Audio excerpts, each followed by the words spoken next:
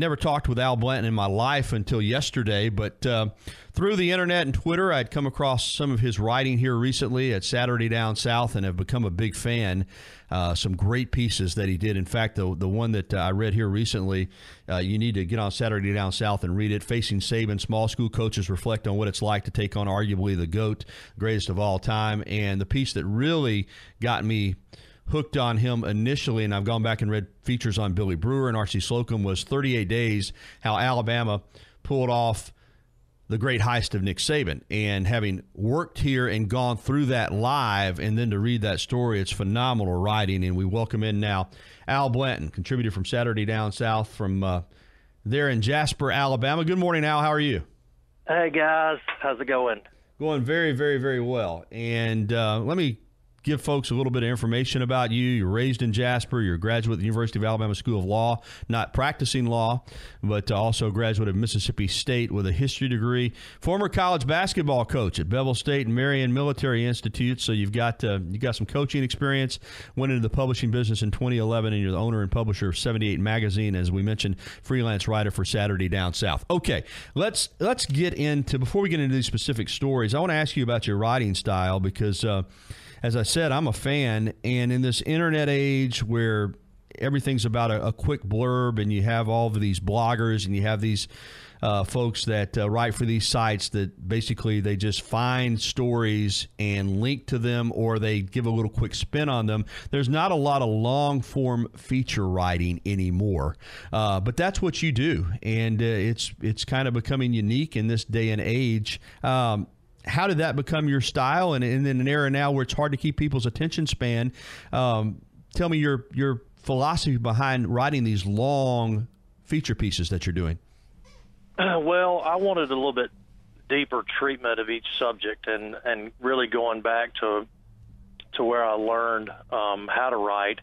When I was hired as the head basketball coach at Marion Military Institute in Marion, the previous coach had left some items in the coach's office, and one of those items was a book by Pat Conroy called My Losing Season. Absolutely.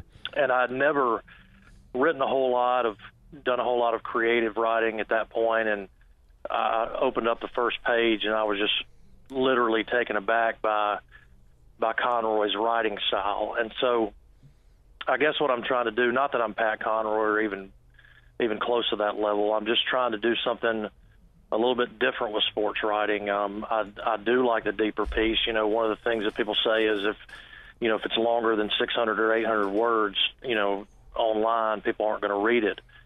But we've discovered that, this is a little bit of a niche product that we can offer at Saturday Down South. And, if I'm going to travel somewhere, and I drove to College Station, which I will never do again. I can tell you that. It took 12 hours from Jasper to College Station. If I'm going to drive that long and interview R.C. Slocum and walk out on Kyle Field with him, I better be writing a lengthier piece. And I just want to give it a thorough treatment. And a lot of these pieces are biographies, and it just takes a while to, tell the story of a person's life. It does, yeah. And I want to get to that with Slocum and Brewer in a moment. But let's talk about your most recent piece, and that's the Facing Saban. Small school coaches reflect on what it's like to take on arguably the greatest of all time. And this is things we've discussed. Yeah, these schools want to get a paycheck, and it's an easy win for Alabama the week before the Auburn game, so forth and so on. But again, you go in depth to what it really means for these programs. Yes, it's a moneymaker, and you're featuring Mercer, which is coming to Tuscaloosa this year, and their head coach Bobby Lamb, and then you visited with just about every head coach that's come in here to face Saban in the past from one of these smaller tier Division I schools. But you see it on the surface, and as a fan, you're like, oh, easy victory. But then you read your piece, and it's like, man, this is something that these schools have to have financially to make it. But the impact it has on their players and their coaches and the incredible treatment that they get from Nick Saban in Alabama, it's a fascinating piece, Al, I have to tell you. Thanks. Well, one of the things that I really discovered as I was writing the piece is sort of the juxtaposition between, the college basketball ecosystem and college football. In college football, it's sort of looked upon with a degree of disdain, particularly by members of the media, to play these FCS schools, to play these, lower tier. I didn't really have a great word for it. I called them smaller schools, but lower to mid-level D1 programs. And Alabama has caught a lot of flack for playing those teams. But I think you have to look at it in totality. You have to look at what's good for the perpetuation of college football as a whole. And it really is great for these programs. And, it's good to see the Goliaths, but sometimes it's good to watch the David and Goliath match up. But it's just funny how in college basketball that's encouraged, but in college football, in a way, it's discouraged.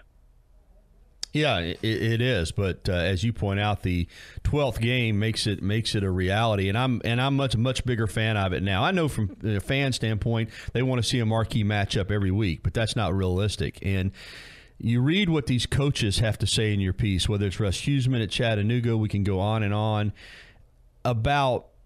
And you even went back and talked to Charlie Weatherby, who was the coach at Monroe when they stunned the Tide in 2007. Granted, that was Nick Saban's first year. But the impact that it has, as I said, not just financially in the pocketbook for these athletic departments, but on their young men, on the coaching staff to have a chance, when they're playing a lot of times in front of crowds or 18, 20,000, to come into Bryant-Denny Stadium, to play in front of 100,000, to face the iconic Crimson Tide program, and then to have a chance to compete against the best. And in some cases, in Monroe's case, they won the game. Chattanooga played a very competitive game last year. It is a big deal for these players and these coaching staffs as well. Yeah, it was a little bit difficult for me in the sense that I'm writing for Saturday Down South, and the audience obviously is our SEC football fans, but the piece was framed through the eyes of the smaller school coaches, and the first thought I had was, what is it like to stand across the field and look over there and see Coach Saban? That's who you're up against today, and what is that like? But as I started to kind of peel back the layers, I just began to realize really how important it is. And I think there's a line with Coach Bobby Lamb at Mercer. He's trying to brand his program. He's trying to raise the level of his program and just get the word out there that Mercer football is now in existence. It's only 4 years old. And so for guys like, Mercer, they're just trying to get their name out there. For programs like MTSU, it's more about economics, and it's more about, raising their play. And when Louisiana Monroe beats a team like Alabama, and then they can go into Arkansas 5 years later and beat Arkansas, it just gives them that confidence to be able to play on that level. Visiting with Al Blanton from Saturday Down South. And interesting piece on these smaller schools that get an opportunity to face Alabama. Something else that struck me in the piece was all of the coaches were very complimentary of Coach Saban, the way he respected their teams, the short on-field visit they have with him as the head coach, the visiting head coach with Coach Saban, and some cases, even coaches bringing their sons out there to meet him at midfield. And to a man, they said, it wasn't like he was just really warm and fuzzy, but he knew about our teams. He congratulated us on our seasons. It seemed to really mean a lot to these coaches that Saban didn't take them for granted and really appreciated the work that they're doing. Well, one of the things that I felt like that I've tried to do in the 38 days piece, and also in this latest piece, Facing Saban, is to humanize Saban. In the 38 days piece, I mentioned how when they were building his lake home, he was out there toting lumber with them. And this Facing Saban piece, what is he like? And I think that a lot of times people see just the public Nick Saban, and I it's important for me as a writer to kind of share some of those little vignettes. In a way, he has not let us into his personal life that much. I think he's done more of that as he's gotten older and perhaps gotten a little bit more comfortable. But, you know, those type things for me as a writer is kind of cool when you can get some of those little stories, those behind-the-scenes stories, and then share that with your audience. Absolutely. Al, we need to take a break. Will you hold on with us and let us get through this break, because I want to get into the 38 days piece and also your features on Slocum and Brewer. Can you hold on and come back with us in the next segment? Yes, I'd love to. All right, Al Blanton is with us from Saturday Down South. You can follow him on Twitter at AlBlanton78. We're going to be back to talk with him about this amazing, fascinating piece that he did a lot of research on. 38 days, how Alabama pulled off the great heist of Nick Saban. And I knew this story pretty well, having talked to Mal Moore, but you've got to read it if you haven't at SaturdayDownSouth.com. And, you know, a lot of work, a lot of effort, a lot of luck. A lot of things had to fall into place for Nick Saban to wind up as the head football coach at Alabama. We'll revisit about that with Al Blanton here on the Gary Harris Show on Todd 102.9 and 100.9. Keep it tuned. We're back after this. Our conversation with Al Blanton from Saturday Down South, long-form writer that has written some incredible pieces. Probably the most dramatic is 38 Days, how Alabama pulled off the great heist of Nick Saban. And in the interest of full disclosure, Al, I was in Tuscaloosa at WVUA 23, my television job, covering this when it happened, had conversations afterwards with Coach Moore about it. So this really brought back memories. And, of course, the Crimson Heart, Coach Mal Moore's book, you know, documents a lot of this too. But this piece is unbelievable. The way you wrote it, the time you invested in, you know, without spoiling it, because I want people to go to SaturdayDownSouth.com and read it. It you know, everything was involved. Luck, timing, relentless effort by Mal Moore, other people saying no to the job, Terry Saban's influence. I mean, this could have easily gone the other way, and Alabama could easily have another head football coach. Just talk about deciding to do this piece and revisiting what happened now more than 10 years ago.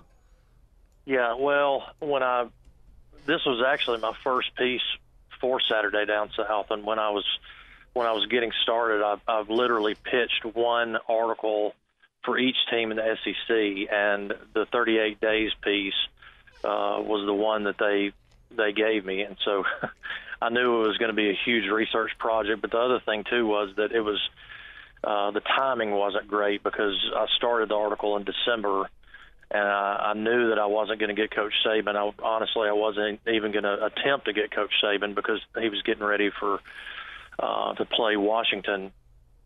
But as I started to interview people, I realized that this was as much of a story about Mal Moore as it was the hiring of Saban. And what really stood out to me was the tenacity of Coach Moore. And, you know, watching those years in the mid 2000s, and just how much heartache there was with coaching turnover, and just how down the fans were, and then the amount of pressure that he had on him.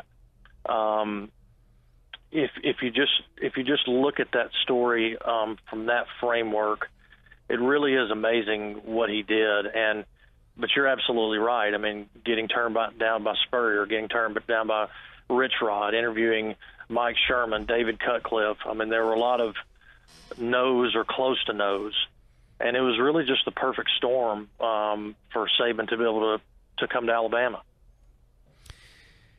You had the piece kind of start off with a relationship that would yield very ripe fruit for Alabama. Chuck Moore, Coach Moore's nephew, a building contractor, coming across Coach Saban when Coach Saban was first at LSU about the house at Lake Burton. That turned out to be a big resource and a big connection for Alabama, making this hire of Nick Saban. Yeah, absolutely. And I was actually at a wedding reception down in Andalusia, Alabama, and I got wind. Somebody said that Mal Moore's brother was at the wedding reception. And, I mean, this was before I'd even pitched the piece to Saturday Down South. And so, you know, I got 30 minutes with Mr. Moore, who is Chuck's uncle, Mal's brother. And so we sat down and talked about the hiring of Saban, and he related that story about Chuck to me. So I kind of had that in my back pocket when I pitched the story to SDS, and I was able to talk to Chuck and just see how instrumental. Again, going back to luck. I mean, Chuck Moore, Mal Moore's nephew, was Saban's building contractor at Lake Burton. It's just incredible, and and so after Shula was fired, Mal relied heavily on Chuck to as sort of an intermediary to talk to Saban throughout the month of December. You also had a great resource for your piece in Steve Townsend, who is a walking encyclopedia of knowledge when it comes to Alabama football, and at one time was Coach Moore's right-hand man and was instrumental in working with Coach Moore during this process, and he provided you with some valuable, very valuable information. I love Steve Townsend and love the way that you used him in this piece. Well, yeah, and everybody that participated, did such a great job. Ronnie Robertson, Mm-hmm. Steve Townsend. I did not talk to Terry Saban in person or over the phone. We had an email conversation, and I thought Terry's part of the piece was as good a writing as mine was. I told her via email that you're a great writer, and so I thought that was a good addition to the piece as well, as to have her thoughts on it. Yeah, let me because I'm looking at this quote right now. Let me read this quote, because you're right. This is brilliantly put, and I don't know that if people haven't read your story, then they probably haven't heard this. But this is Terry Saban to Saturday Down South. Quote, and while there will always be regrets for not having finished the way we like to, talking about the Dolphins, we cannot turn our back on Coach Moore and the opportunity he presented to us that may never come along again. The challenge we both love to turn around a college football program rich in tradition and history, to get back to our roots where we both fit more comfortably, and to do it with a great fan base and a father-like figure in Mal Moore, who understood the challenges of building a program and was willing to give Nick what he needed within the structure to make it work.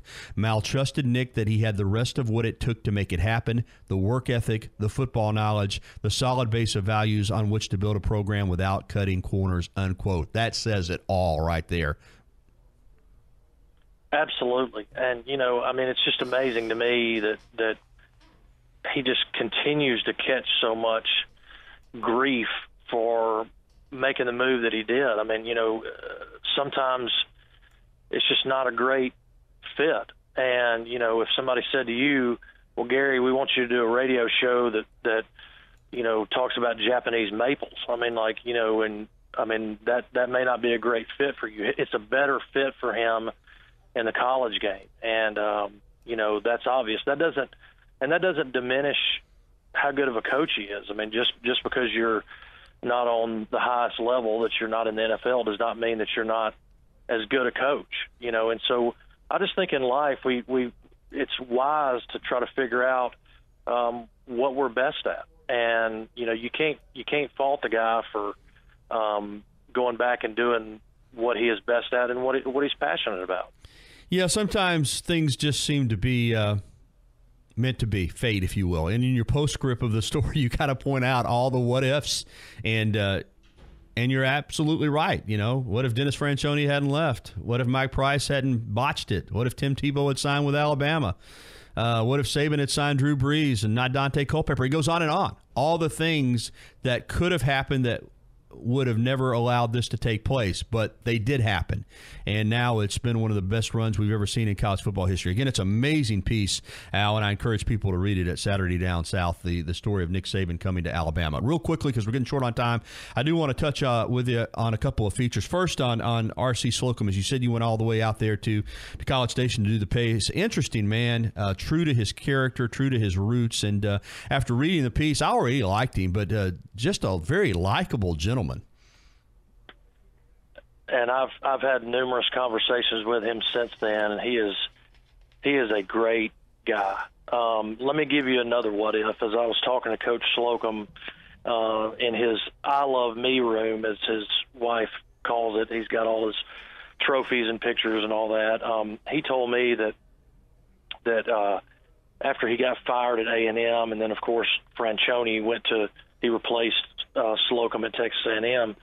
and Alabama had hired Mike Price, Slocum said that Price offered Slocum the defensive coordinator position.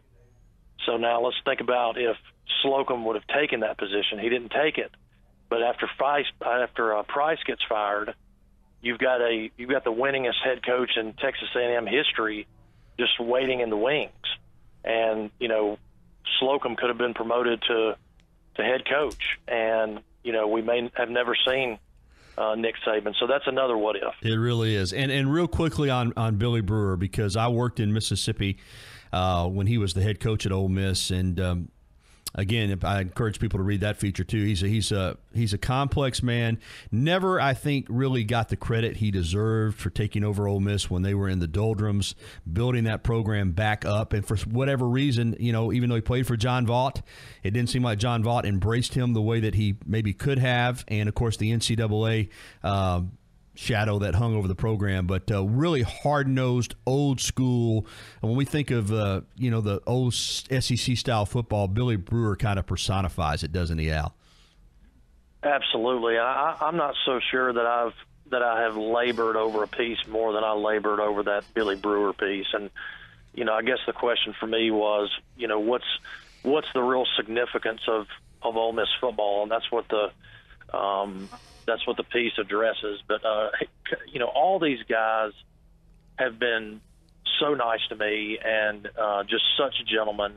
And I just growing up and in that era, the 80s, early 90s, and I watch these guys on TV, and now I'm getting the opportunity to go into their houses and sit down with them and talk football. And nothing against the practice of law, but this is a whole heck of a lot of fun. Yeah, I'm sure it is. Again, SaturdayDownSouth.com. You can read Al Blanton. Final 15 seconds. You're also the publisher of 78 Magazine. I'm assuming that has something to do with Highway 78 since you're in Jasper. It does.